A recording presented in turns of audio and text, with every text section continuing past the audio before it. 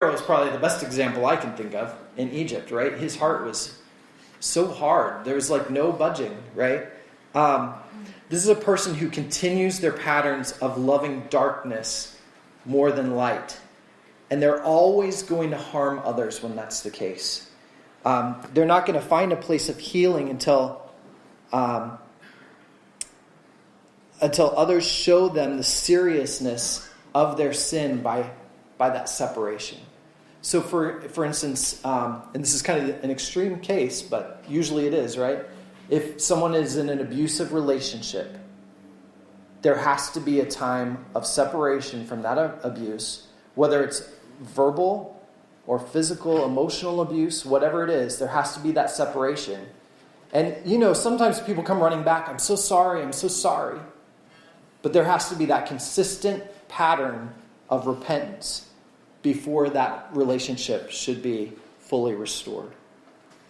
I admire restoration companies. And this is coming from someone who right now has a home in Texas that has been completely destroyed by our renters. I mean, it is a mess. It is so disgusting. I can't even tell you. If I showed you pictures, you'd be like, whoa. Our home is completely destroyed.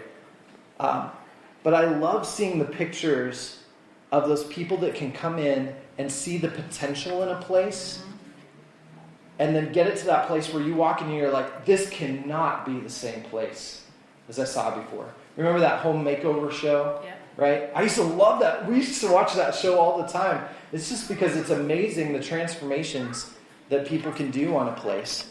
And I want us to be those type of people. That when we look at somebody, maybe there's a lot of junk in their lives. And we have to dig through the dirt to get to the diamonds, right? But we see that diamond.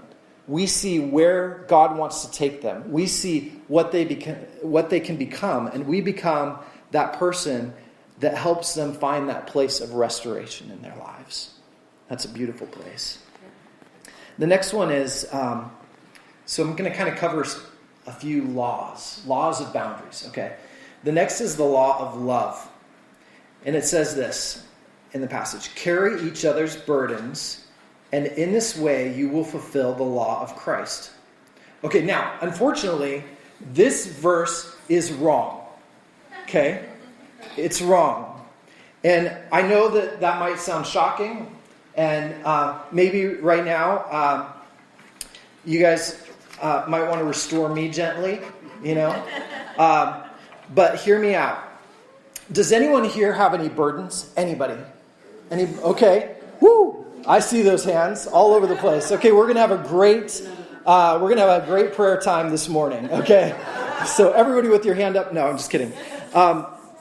So I saw almost everybody raise their hands, and I would imagine the rest of us do too. So wouldn't it be great if you could turn to your neighbor right now and say, hey, can you go ahead and take my burdens? Would you like that? Why don't we just do that? Go ahead and turn to your neighbor, say, I'm giving you my burdens. No. Okay. So, whatever it is you need to unload, maybe you're overwhelmed emotionally. Maybe you've had some physical troubles. Maybe it's been getting a job, or you've got some debt, or maybe it's relational challenges. Okay, we've all got our burdens, right? So, but there you go. You just traded burdens, right? So now instead of getting rid of them, you just took on someone else's. What if hers is worse? If hers is worse? Like mine. Yeah, that's a great question. What if hers is worse? So, this verse... It's okay, I'll take it. Oh, Lana, that's so nice. But listen to the rest of the message first before you take her burdens, okay? This verse can lead us to think, as Christians, that we need to sacrifice ourselves on the altar to take the burdens of others, even to our own detriment. Very good. Okay? And when you take on someone else's burdens, and things in your life begin to come crashing down as a result, that is not a healthy boundary in your life. That is not a healthy boundary. So but here we just read it. What? Okay, so, but some of us think if I'm a good Christian, I need to bend over backwards to help others out. And that's not always the case. And I think that this verse would be better written like this, okay? Carry each other's overburdens, and in this way you will fulfill the law of Christ. Okay? There are times where life becomes so overwhelming that things are toppling in your life. That things are becoming so challenging that it's very difficult to cope. And those are the things that when they're happening in someone else's life, we need to try to help them through. That's when we need to be there to support them and encourage them and do whatever we can to be a brother or sister to that person. That's where the law of Christ steps in. And we understand the law of Christ to be the law of love. Because when Jesus was asked, what are the 2 greatest commandments? You guys know these. Love the Lord your God with all your heart, all your soul, all your mind, strength, all that. And love your neighbor as yourself, right? It's the law of love that is the law of Christ. So when we provide support to others by pointing them to Jesus to be restored, and when we help others in their overburdens, we fulfill what Jesus and what Paul were talking about here. But our motives matter too. And so the next one is the law of motivation. What is driving you? So while we walk in love with God and others, we have to keep our own motives in check. And Paul addresses this here too. There was a book that was written in 1974, and it was called The Inner Game of Tennis. Does anybody play tennis? Okay, we've got a few. All right, good. The Inner Game of Tennis. Great book. And it ended up spawning several other books, like one that I read was The Inner Game of Music, How to Become a Better Musician. The Inner Game of Business, I think, was one. He started with this very simple idea, and then people realized, wow, this idea can be applied in many different areas. And here's what it was. Tim Galloway wrote the book. He was a Harvard tennis instructor and coach, and he simply found that if he asked students to evaluate themselves on their own technique, that they improved without needing to be told what to do every time. So normally when we're instructing somebody, we're like, okay, do this, you have to stand like this, you have to, do this move or whatever. But instead he said, hey, okay, so go ahead and do your serve. Okay, so on a scale from 1 to 10, where would you put that serve? And they'd say, I'd give it a 5.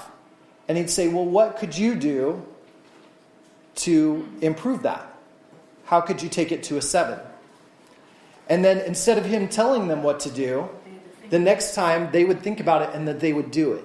It was self-evaluation, right? Yeah. Figuring out kind of on our own.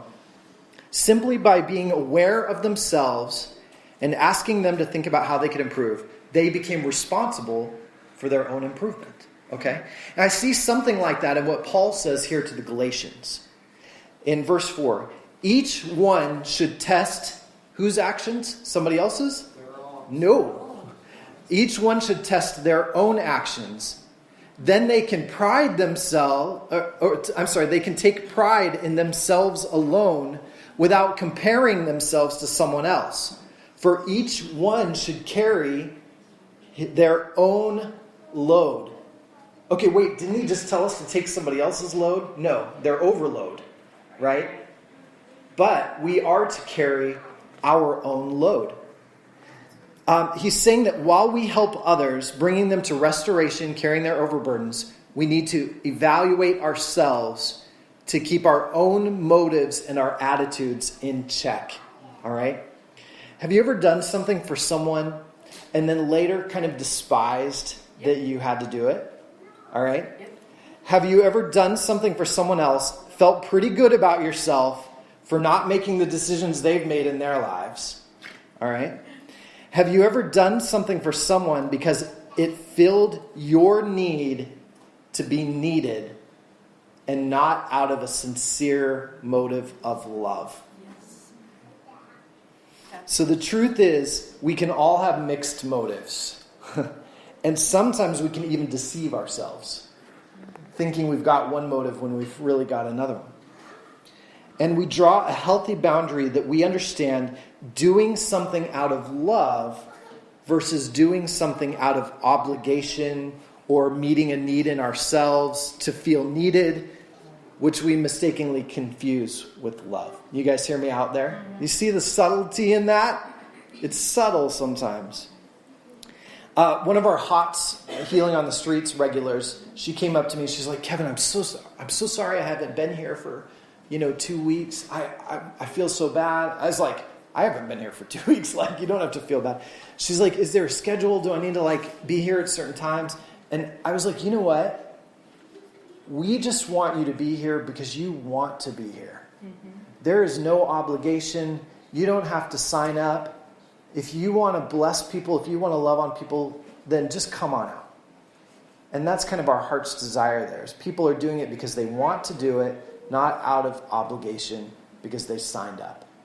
Now, there are times we have to sign up for things. Okay, we need nursery workers. So if anybody wants to sign up, usually it's a specific time, and we need people there. We need to know. So, yeah, Lana's like, you can talk to Lana if you want to sign up. But you get the point there, the motivation. I hope if you're in the nursery, it'll be out of good motivation, In the same verse, there's also the law of responsibility. Your capacity to take on someone else's burden should be balanced with your capacity to love and to keep your own life in healthy balance. Okay? So do you see that? Love, you want to have love, you want to have healthy balance in your life as you're helping others. If you're barely scraping by financially, I hope that you won't take on someone else's financial obligations. If you're emotionally drained, I hope you're not spending a great deal of time with someone who's depressed and overburdened themselves in that way. Because it's going to weigh on you. And eventually you're not going to be able to help them because you're going to need significant help yourself. Okay? One sign that you've taken on someone else's responsibility is when you do something that doesn't allow them to grow when they have the capability of taking care of it themselves. And in psychological circles, we call it enabling. And so a lot of this has been inspired by Cloud and Townsend's book called Boundaries. And they shared a story of these parents that couldn't get their adult grown kid to grow up. He was back home living with them again. And they had sent him to a great college, and he flunked out of college. And so they were like, you know what? He needs a better college. That one didn't work out well for him. So let's pay for him to go to this one instead. You guys see where this is going, right? And of course, what did he do? He flunked out, right? And the counselor said that the problem was that their son didn't have a problem, and they did. And his problem was that he didn't have any problems. They were taking his problems from him, so he couldn't even grow up. And they were like, he needs to take the responsibility and the hurt. He needs to take the problems on himself. Because that's the only way that he will get to where he needs to be. And you guys letting go of it is the only way you're going to get to where you need to be.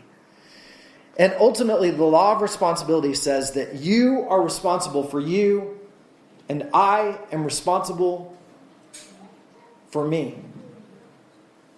It says that we take responsibility for our own attitudes, for our feelings, for our lives and our burdens, our daily burdens. And we don't unnecessarily take on the responsibilities of others. So as believers, we are lovers. We are lovers of God. We are lovers of His creation, His people. To have the greatest impact on this world, our heart's desire has to be to help others out of the purest motives of humility, gentleness, and love,